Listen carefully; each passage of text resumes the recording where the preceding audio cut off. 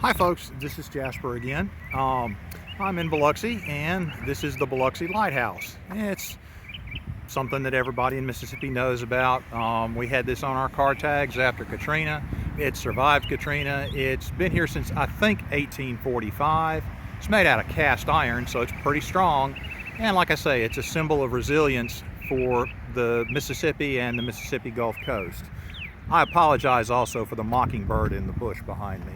That's not what we're here to talk about though. We'll talk about something most people don't know about.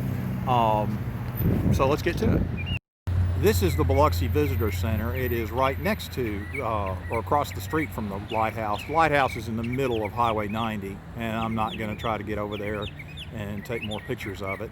But this was built after Hurricane Katrina. There were some century-old houses that were here that were completely destroyed, and this was built in their place, and it's really neat, but that's not what we're here to talk about either. Okay, this is what we're here to talk about. This is the Moran Site. And I'll go ahead and tell you now, this story is going to take a bit of a darker turn. It has to do with Hurricane Katrina, Hurricane Camille, the War of Spanish Succession, John Law and the Bank of France, and banking and finance in the early 18th century. So stay tuned.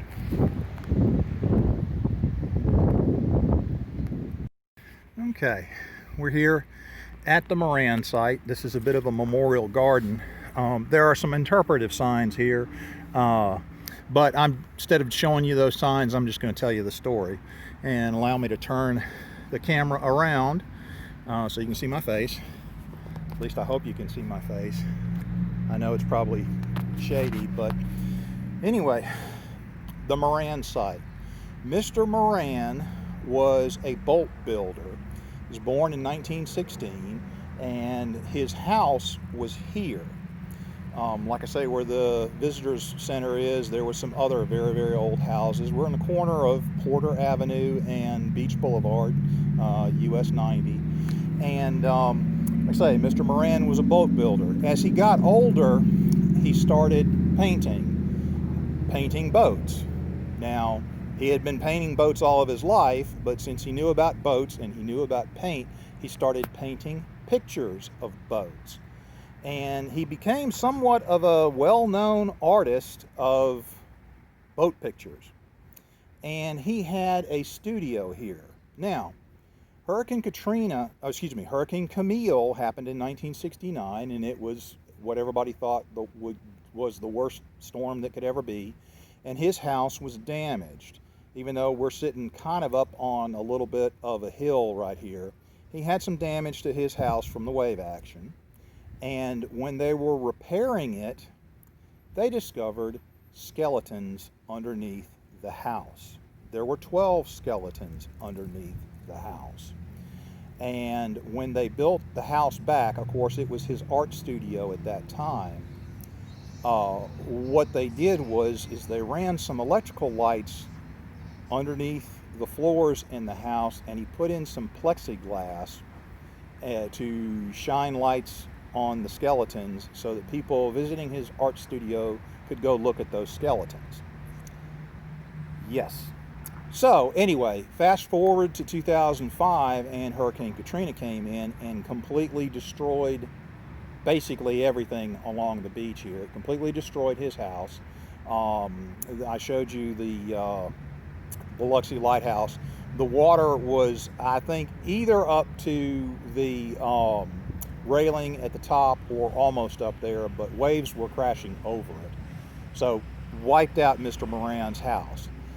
That presented an opportunity, and the University of Southern Mississippi, the anthropology department came down here, and they did excavations over the next 8 years. And besides the 12 individuals that they knew were underneath the house from 1969, they found another 20. 30 of them were male, 2 of them were female.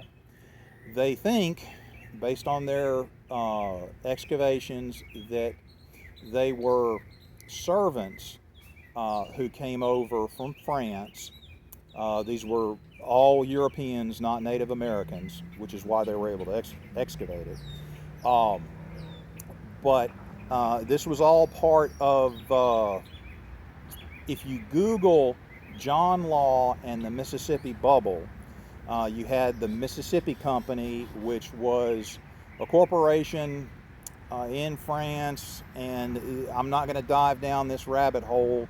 It has to do, like I mentioned, with the War of Spanish Succession, which was going on about the same time.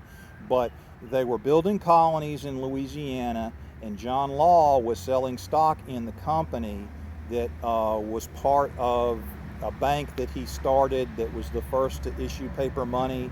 So there's a lot going on here. But anyway, needless to say, the company was not nearly as valuable because he was telling everybody that there was gold and silver and lead and mercury mines or that could be mined in the mountains of Mississippi and Louisiana.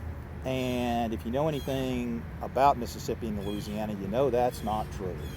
So that was, the Mississippi bubble was one of the first economic bubbles in the world, certainly the largest at that time. Lots of people lost money.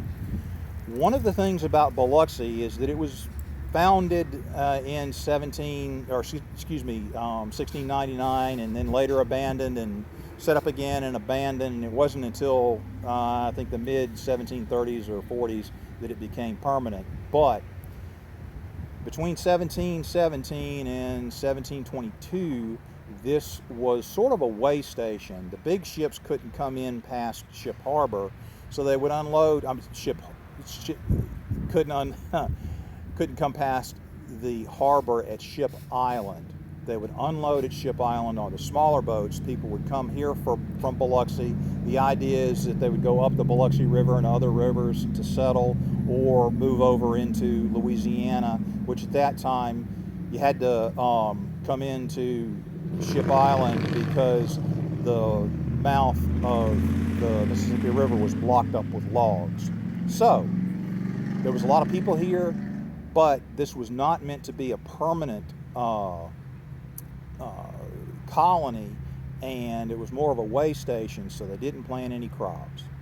Well, in 1799, or 1719 and 1720, so exactly 300 years ago, there was a drought, and they relied on the Indians to supply them with food. The Indians didn't have food. The Choctaws in the Biloxi that lived around here, and there were no supply ships. So probably what this Moran Site is a mass grave of people that starved to death here. It is the second oldest French cemetery in the United States, and the oldest French cemetery in the South. And again, it's only been within the past few years that this whole story has come to light.